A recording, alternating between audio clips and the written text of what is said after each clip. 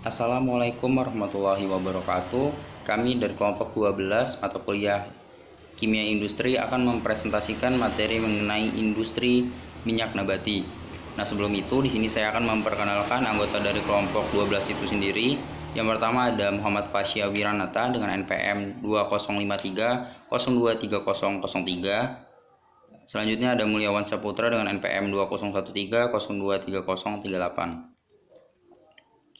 Adapun cakupan materi yang akan kami bahas pada materi ini, yaitu yang pertama pengertian minyak nabati, yang kedua sejarah industri minyak nabati, ketiga bahan baku pembuatan minyak nabati, 4 proses pembuatan minyak nabati, 5 sifat fisik dan sifat kimia minyak nabati.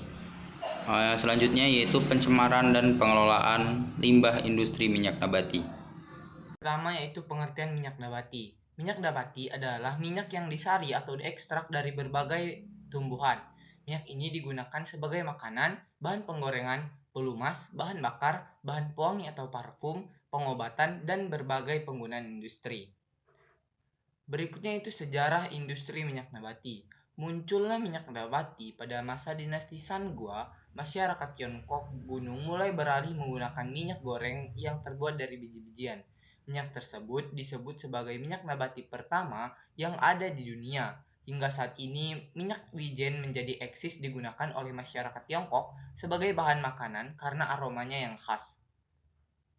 Kemudian, bahan baku pembuatan minyak nabati. Minyak nabati di Indonesia umumnya dihasilkan dari kelapa sawit. Selain dari kelapa sawit, minyak nabati juga dapat dihasilkan dari bunga matahari, kedelai, repisit, kacang tanah, kelapa, dan kapas. Namun, minyak yang dihasilkan dari jumlahnya berbeda-beda, bergantung pada bahan bakunya.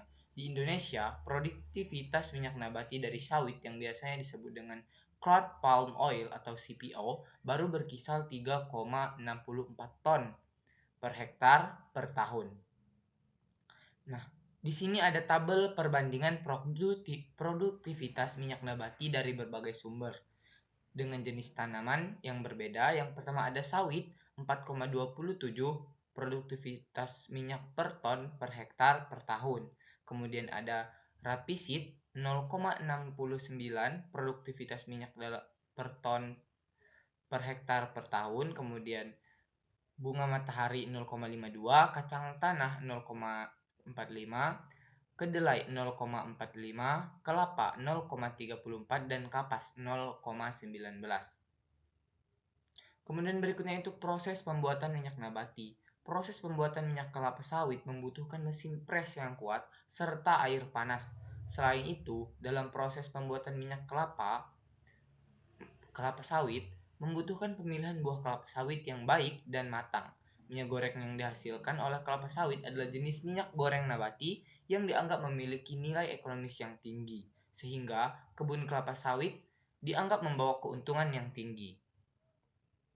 Adapun 7 langkah proses pembuatan minyak kelapa. Di sini terdapat pembuatan proses minyak kelapa sawit. Yang pertama, pengumpulan buah kelapa sawit. Kemudian yang kedua, perebusan buah kelapa sawit. Yang ketiga, perontokan buah. Yang keempat, pemerasan daging buah.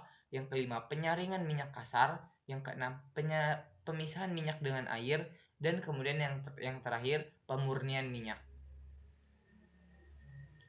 Adapun sifat fisik minyak nabati, yang pertama warna alamiah, warna akibat oksidasi dan degradasi komponen kimia yang terdapat dalam minyak. Kemudian yang kedua bau, lemak atau bahan pangan berlemak dapat menghasilkan bau tidak enak yang mirip dengan bau ikan yang sudah basi, yang disebabkan oleh interaksi trimetilamine oksida dengan ikatan rangkap dari lemak tidak jenuh. Yang ketiga yaitu kelarutan. Kelarutan dipengaruhi oleh nilai polaritas dari masing-masing minyak nabati. Dan yang keempat ada titik didih. Titik didih dari asam lemak akan semakin meningkat dengan bertambahnya rantai karbon asam lemak tersebut. Sifat fisik yang selanjutnya yaitu yang kelima, titik lunak. Ditentukan dengan penggunaan tabung kapiler yang diisi dengan minyak. Yang keenam, sleeping point. Adalah cara penentuannya, yaitu dilakukan dengan mempergunakan suatu silinder kuningan yang kecil yang diisi dengan lik padat, kemudian disimpan dalam bak yang tertutup dan dihubungkan dengan termometer. 7.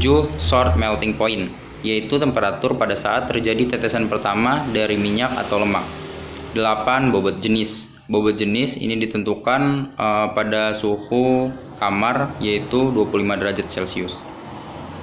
9. Indeks bias adalah derajat penyimpangan yang dilewatkan pada suatu medium yang cerah. Hal ini digunakan untuk pengujian kemurnian minyak. 10. Titik asap, titik api, titik nyala. Titik asap adalah temperatur pada saat minyak atau lemak menghasilkan asap pada pemanasan. Titik nyala adalah temperatur pada saat campuran uap dari minyak dengan udara mulai terbakar. Sedangkan titik api adalah temperatur pada saat dihasilkan pembakaran yang terus-menerus. 11. Titik kekeruhan ditetapkan dengan cara mendinginkan campuran minyak atau lemak dengan pelarut lemak. F. Sifat kimia minyak nabati. Yang pertama, hidrolisa. Nah, dalam reaksi hidrolisa, minyak atau lemak akan berubah menjadi asam lemak bebas dan gliserol. Hal ini dapat merusak minyak karena terdapat sejumlah air dalam minyak atau lemak yang mengakibatkan ketengikan. Nah, untuk reaksi hidrolisa minyak atau lemak itu dapat dilihat pada slide PPT, di mana trigliserida plus 3H2O menghasilkan asam lemak dan gliserol. Yang kedua, oksidasi. Oksidasi dapat berlangsung bila terjadi kontak antara sejumlah oksigen dengan lemak atau minyak. Hal ini akan menyebabkan bau tengik pada lemak atau minyak. 3. Esterifikasi. Pada proses esterifikasi ini bertujuan untuk asam-asam lemak bebas dari trigliserida menjadi bentuk ester. Reaksi esterifikasi dapat dilakukan melalui reaksi kimia yang disebut enterifikasi atau penukaran ester yang didasarkan pada prinsip transesterifikasi Friedel-Crafts. Untuk reaksinya dapat dilihat pada slide PPT, yaitu gambar 2.2 reaksi esterifikasi. 4. Penyabunan.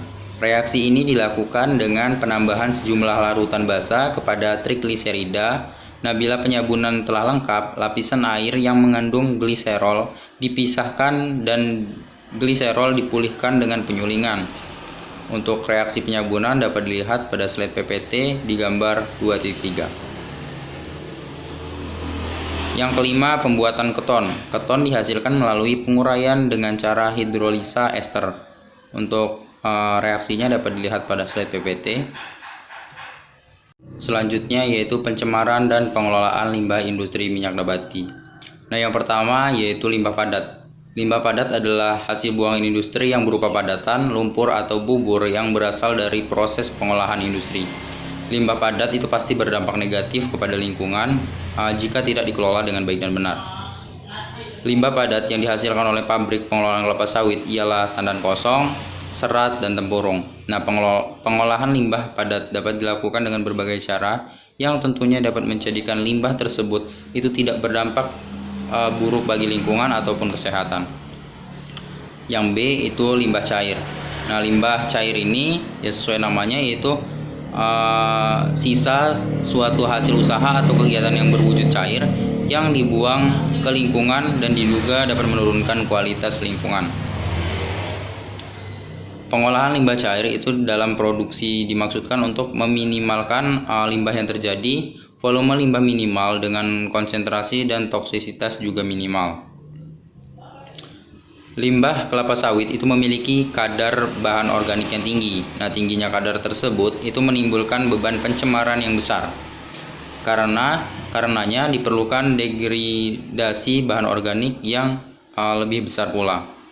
Nah, untuk proses pengolahan limbah cair secara umum dapat dilakukan dalam beberapa metode sistem, di antaranya yang pertama sistem aplikasi lahan atau land application. Sistem ini hanya menggunakan kolam limbah cair untuk proses pengolahannya.